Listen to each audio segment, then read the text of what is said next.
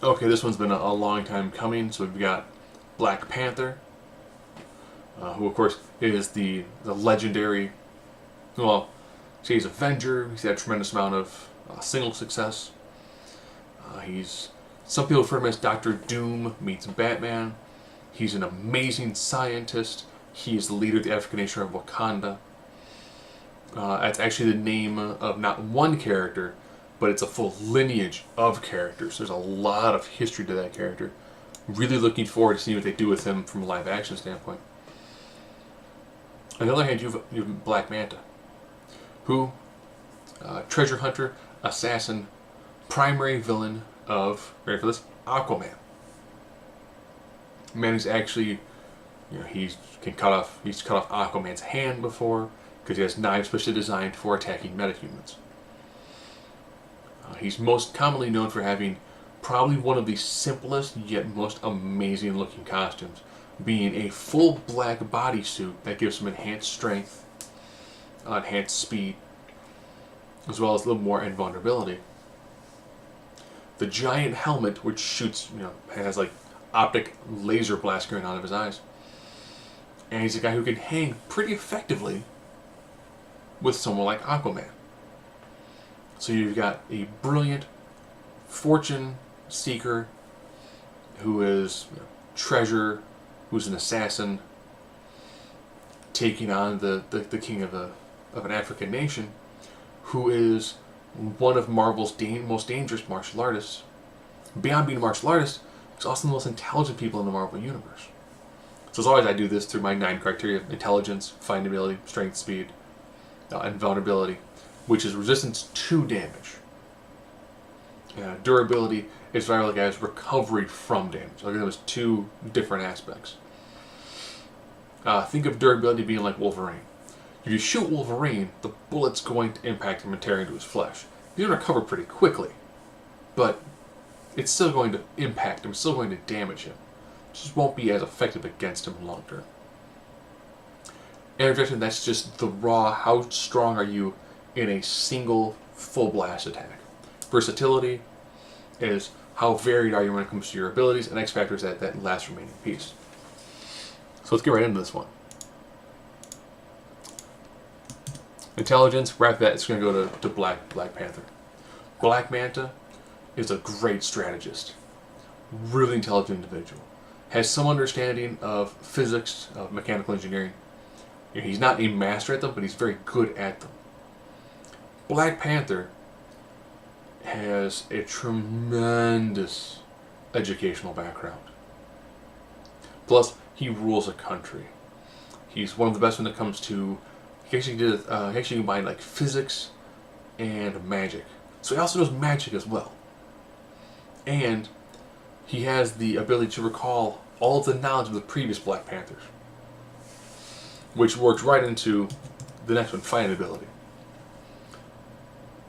Black Panther has mastered multiple variations of African martial arts techniques. Black Manta is actually a highly accomplished martial artist in his own regard, but, like I mentioned, intelligence,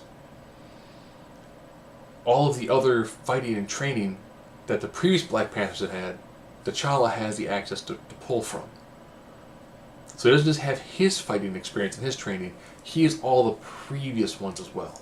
So he has that knowledge and that fighting background, which is just tremendous. Strength, I'll give this one to Black Manta. The main reason why, Black Panther, depending on writer, is at about a 5-ton. Now he can call on the ancestry of the powers of his ancestors to increase that quite a lot. But his base is still about the 5 to 10 ton. That's what he's commonly referred to at. Can you say he's been much higher? Yes. Black Manta, his suit gives him enhanced strength, which allows him to at least fairly hang with someone like Aquaman. Aquaman is, depending on writer, a 75 to 100. Normally he's put at 100 because DC, everyone's 100 plus just about. So if he can hang with someone who will say low end 75, that means he's probably 25 to 50, roughly, with the suit. So the fact that he can hang with Aquaman fairly well, he's not overpowering him, but he's hanging with him. Speed. I went back and forth with this one. If this fights anywhere near water, Black Manta's suit gives him tremendous speed underwater. And he also has a jetpack that allows him to get some speed. Versus the natural enhanced agility that we've got from Black Panther.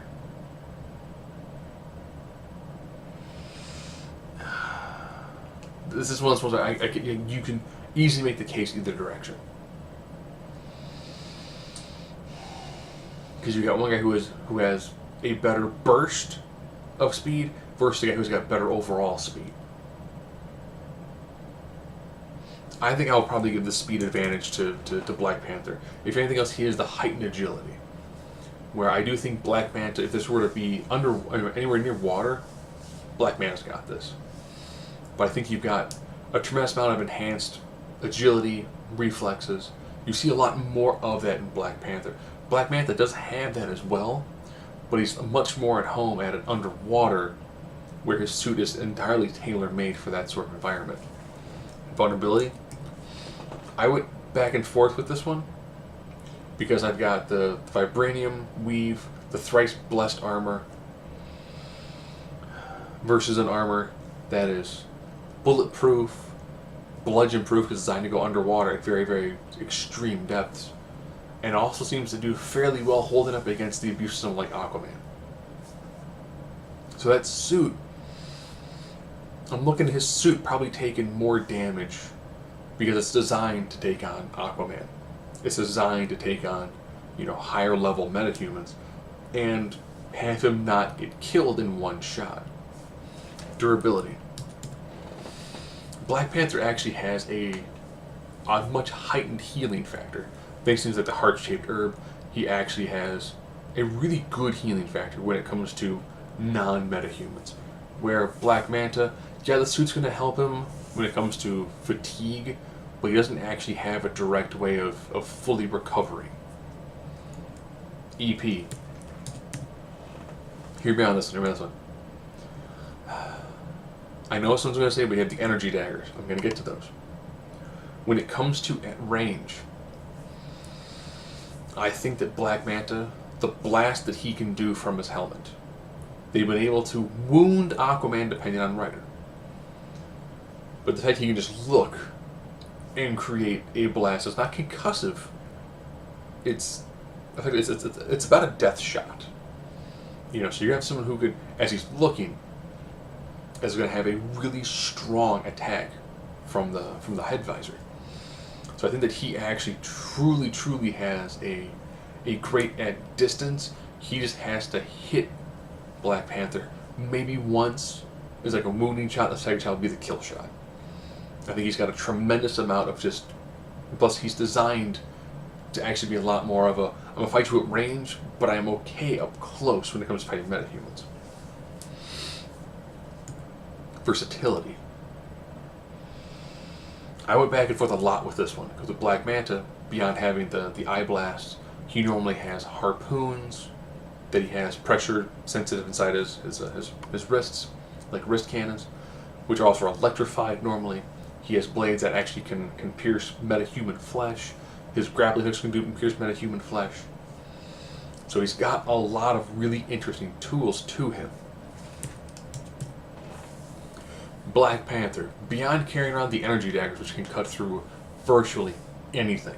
So I went back and forth. I'm like, well, does it come down to they can damage metahuman knives, or these blades can cut through virtually anything in the energy daggers? But beyond that, he does have a slight background in magic. And he's someone who carries a tremendous amount of gadgets on him, of different versatilities. So he's very close to a metahuman version of Batman. He's always got tricks up his sleeve, and a lot of what he does is just the root memorization and understanding of what it takes to win fights. So beyond having the quasi-mystical aspect to his character, he's a lot of scientific equipment on him at the same time. An X Factor. You get the X Factor of the Black Panther. If anything else, Black Manta is very much tailor-made towards fighting somebody on water.